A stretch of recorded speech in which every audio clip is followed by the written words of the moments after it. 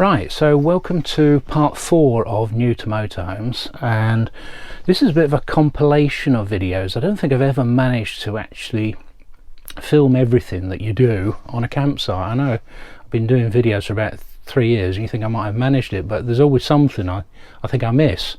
So it's been quite interesting actually doing this video because I've tried to bring everything together into one video. And the videos, you'll probably guess, is filmed with different motorhomes and at different sites, and indeed at different club sites. It's a little bit of a hodgepodge, I guess, of videos, but I will talk you through it, and you can let me know what you think in the comments. Main thing to say is that we tend to use the two main clubs sites, the Caravan and Motorhome Club probably 80% of the time, and the camping and caravanning clubs sites. So the sites that you see on here are both those clubs and Somerswood, which is a private site that we use when we go to the NEC. So if you're wondering why the location keeps changing, that's why. And like I say, I've filmed little bits at different times in different places and in different vans. So I hope it doesn't get too confusing, but I will try and cover everything. So I've got my laptop, I've got the videos, I'm going to talk you through it. So the first bit is us arriving at Strathclyde Country Park, Caravan and Motorhome Club site. And like most Caravan and Motorhome Club sites, obviously you drive in, speed humps here, and you go to the reception. And once you come in, you pull up to the barrier. There was actually someone waiting when we came in here, and they were just going through the barrier. So they normally ask you to pull up, and there's normally a little marker on the road that says new arrivals, and you pull up to the stop sign just there. And obviously once you're there, booking in is a process that they take your money, obviously, and they normally give you a map. And with Caravan and Motorhome Club sites, they give you a chance to have a look around, have a drive around, and once you find the pitch you like, you get pitched up, and then you walk back to the reception and you tell them where they are, and then they normally give you a barrier key or some sort of fob. So here we are driving in, and we're going to have a look round.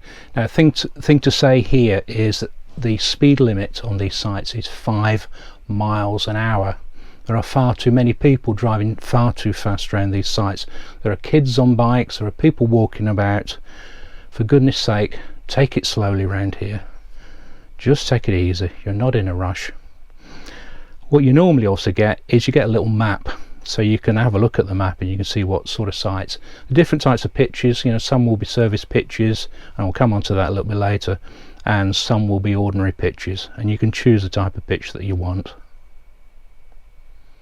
Right, so this is checking in at a camping and caravanning club site. This is actually Moffat, and this was January, so hence the weather.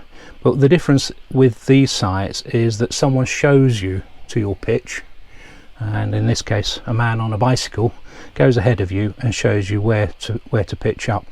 They will also show you where the facilities are, where the toilet blocks are and the emptying points and everything, whereas with a Caravan and Motorhome Club site they show you actually on the in reception. It's always a good idea to fill up before you pitch up, particularly motorhomes, because you've got an onboard water tank, and we're stopping at the dedicated motorhome service point to fill up with water before we pitch up. And again, we're back at Strathclyde Country Park. So you'll see this little adapter that I've got. It's called a HEO solution adapter. Allows me to plug a food grade water hose in at both ends, turn the water on, go back into the van and watch the water filling up, and just make sure that you get the water out of the system, as we showed in an earlier video.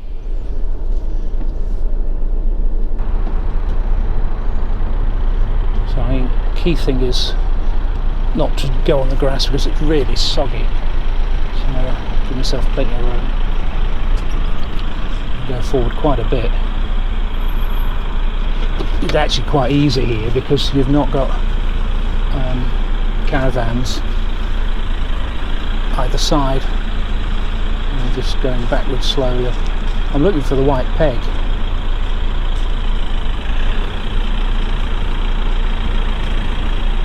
I always get a bit worried because I've got the car just there. And I'm looking to try and get straight now. I'm still looking at the white peg in the rear view camera. And I can just about see it starting to disappear. I missed it by about 3-4 inches. What I'm going to do, I was just going to go forward.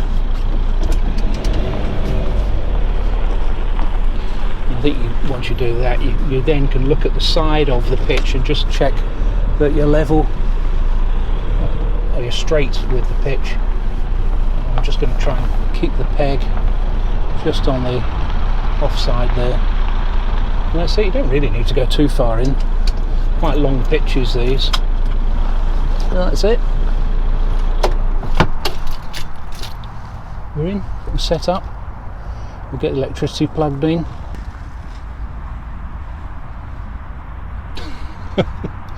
And on Caravan and Motorhome Club sites, they ask you if you're reversing in that to get the driver's side rear to closest to the peg, and if you're driving in forwards, and you need to make sure that's okay, to get the passenger side front to the peg. And we're on a service pitch now. The service pitches are different because they've got water on the side, on the pitch. So you can fill up whilst you're on the pitch, and you don't need to go to a service point. You've got the tap on your pitch, and you can fill up. And the easiest thing is obviously just to use the hose and fill up your tanks. Check the water, make sure you've got enough, and then just turn it off when you're finished. Also on there you've got wastewater disposal on the pitch, and I'm just using the Collapz flexible pipes and laying them out, and there's a little drain that you'll see at the back of the pitch, and I'll just connect up these flexible pipes, and then you're good to go. Obviously you're going to hook up the electric as well, but these service pitches are really useful because you don't need to go anywhere. If you don't need to go anywhere, you can just sit there and your water will get emptied, and you can put fresh water on board. Levelling ramps, tend to use them when I've got a driveway awning. Don't use them very much, so I haven't filmed very much of those. Levelling ramp, and what you do is you put this at the front of your motorhome and you drive up it. It's much easier to drive up it than try and reverse down it, if you see what I mean. Don't put it at the back of the wheel and then try and reverse up it. Drive forward onto it, and that way you can roll off it. How do you use these? Get yourself a little spirit level. This one is like a 3-way one, and place it on a flat surface, and you can look at it and you can see where the bubble, let me just get a little bit closer, and you can see where the bubble needs to be moved. I think in this case it needs to, the back of it needs to be lifted very slightly, but if I was on a campsite and the bubbles were like that, I wouldn't bother with a levelling ramp. If it was more like that, you know, the bubble was way over there, then what you'd do is you put your levelling ramps at the back of the van. If you imagine this little thing's like the van, that's the back of it, and you want to level out. If it was like that, then you need to put levelling ramps at the front, and if it was like that, you need to put levelling ramps at the back. Hope that makes sense. This is the thermal screen. A good idea to put thermal screen on. Keeps you cool in the summer and warm in the winter. Just bought a new one, and there's a video for that. Yeah, there's me putting it on, and this is actually on the drive. And I will try and film some of this when we get a chance to get away, starting the 4th of July now, isn't it? Yeah, but this is a really good idea. But do this before you obviously need to move anywhere, and it gives you a bit of privacy as well. You can roll down the front of these screens. Now here we are, we're plugging in the mains cable here. Again, we're on a different van, we're on a Bailey now. Always plug in this end first, always, and because that way you're not walking around with a live mains lead. You don't want to be doing that.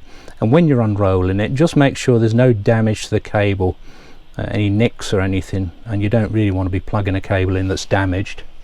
And once you've unrolled it, you can go to the pitch, the bollard, and you plug in. You see there's a little notch on this plug at the bottom, and you'll find the little notch on the plug and just plug it in.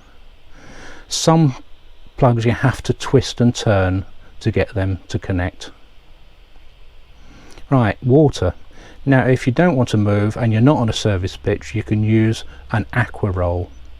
It's a 40 litre container and you can fill it up from a tap, and I've been trying to fill it up with this here, and obviously if you just fill it up like this, you get water everywhere basically. So some people use a pipe like that, but I actually bought one of the Colapz's. It's called a Collapz trunk, flexible filling pipe, really useful, and that works very well. You can sort of clip it round the tap, make sure it's secure so you don't splash yourself with a load of water. I only bought that at the NEC show last year. So once you've filled up, turn the tap off obviously once that's there, put the lid back on, put it on its side, and it's got this handle thing, and the handle has got like little swivel joints on the end of it. You connect those into the Aquaroll. It's quite heavy when you do move. This is 40 litres of water here, and the other thing you want to be careful is you don't bang your ankles. I've known to bang my ankles with the Aquaroll. Get it back to the pitch and then stand it up. Again, it's heavy, so watch yourself. Now what you need now is a little pump. I've got a little electric pump. This is one I made up, but you can buy them in accessory shops. There's a little crystal maxi pump, but it's the sort of thing that's used in your freshwater tank, and it's basically on a lead. Put it into the Aquaroll, open up your water point, use the HEOS connector in this case again, plug that in. Obviously you need to unlock it first, that was always a good idea. Plug it in, and then you can then plug this into the hose lock connector. There's a little electric point by the side, 12 volt electric point. Plug your pump into that, and that pumps the water from the Aquaroll into your freshwater tank. And there's also different adapters you can get. This is a whale type adapter. The Bailey we borrowed had a whale type adapter, so it's same sort of idea, just a different type of connector, and it's probably a better connector. It's more secure. It sort of clips into the side of the Bailey. This is the Bailey autograph, by the way, and it clips into there. I don't think I actually showed it being clipped in here, but you put it in the make sure it goes down to the bottom again, and you set it up, and then you go indoors and you press a button and it fills the tank with water. Next thing is you can use a Wastemaster. I didn't film very much of emptying the Wastemaster, but I did film connecting it up. Again, we're back at Summers Wood, and I'm using one of the Collapz pipes just to connect it to it, and then you empty the water into the Wastemaster, and you take the Wastemaster to the service point to empty the Wastemaster. It means you don't have to move the motorhome. Some sites have TV satellite booster points. This is Summers Wood again, and they've got a satellite booster point, and in this case it connects up to a little lead. For some bizarre reason is connected via a hole in the mains socket there, but that feeds through to my Sky box, and then you could watch Sky on the telly. Final thing for this is when you're pitching up is leave a pitch marker. Get a pitch marker, something that marks the pitch to say that you're on the pitch, so when you go out people don't nick your pitch. You don't want to come back and find someone's got your pitch. Now this is a thing that everyone really hates doing. It's a thing you've got to do, but it's emptying the toilet cassette. There's a little clip here, that little orange thing, you push it up and pull it out. I think we had a little trouble pulling this toilet out. I think it was brand new when we had this motorhome. That clip turns into a handle. It's got wheels so you can wheel it to the chemical waste disposal point.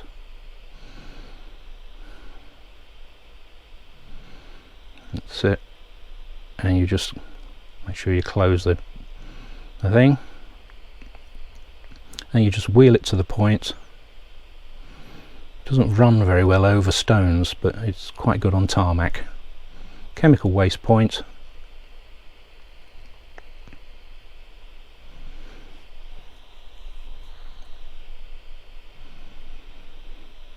There's your chemical waste point. Put the handle back in. Don't do what I'm doing here, is actually taking the lid off, where you could drop the cap into the toilet. Take the cap off before you have it over the toilet. Now there's a button here, press the button and that lets the air in, it stops it glugging, because the last thing you want to do is have something glugging when you're dealing with toilet waste. This is just for demonstration purposes here, so there's obviously no solids or anything here. Take that off again. I should have taken that off before I got to balance it on the edge here. Open this up, there's a little lever there, and that allows you to rinse out anything that might be inside there. Turn the tap on, and you normally get a little hose or something. I'm just rinsing out the actual bowl there, and then you fill it up. Do this a couple of times. One thing I would suggest is don't give this a really good shake. You can actually damage it if you shake it too hard. You just want to rinse it out gently, and you do this a couple of times and make sure there's no blue stuff coming out. Then put the cap back. Again, don't do what I'm just about to do. Thought they'd leave this in just to demonstrate what not to do, and I probably ought to be wearing gloves here, so good idea to have some disposable gloves. Now, emptying the waste tank. This is a drive over motorhome wastewater disposal point. That's a mouthful. Again, we're in another bailey here. What you're doing is you're trying to position the back of the van where the point is, so you can be over this grate. Normally these days you get little grates, and then you just turn the tap and empty the water. Oh, it's worth adding before you go out and leave the site, whether you're going out for the day or whether you're leaving the site completely, is to have a little checklist. I've got a moving off checklist, and what I'll do is I'll put a link in the description below to where you can get a look at this, and perhaps copy it, because it's very useful. I mean, the one thing you don't want to do is you don't want to move off with your roofs open, with cupboard doors open. Trust me, I've done it. I had people waving at me saying, you know, I'm thinking, oh, they're friendly, because what I'm doing is I'm driving around with my roof open. Been there, done that. Sat at the aerial, I got the aerial sticking up in the air, and people go, oh, you got your aerial up. I'm thinking, what an idiot. Checklist is a really good idea, and like I say, leave a pitch marker before you go out. Well, that's it for this little video. I hope you found that useful. Like I say, a lot of the things that you do on a campsite I have filmed in previous videos. It was just really a case of trying to get it all into one place, and if you have any questions, leave a comment below, and I'll do my best to answer it. And I'm looking forward now, starting, well, since the campsites are allowed to open from the 4th of July, we're going a little bit later. We're not going to go in the initial rush. We're going to go to a local campsite, and what I'll try and do there is I'll try and put into practice what I've shown you here, and try and put it into one video, which might be useful for you. So like I say, if you found it useful, give us a thumbs up, remember to subscribe, and we'll catch up with you in the next one.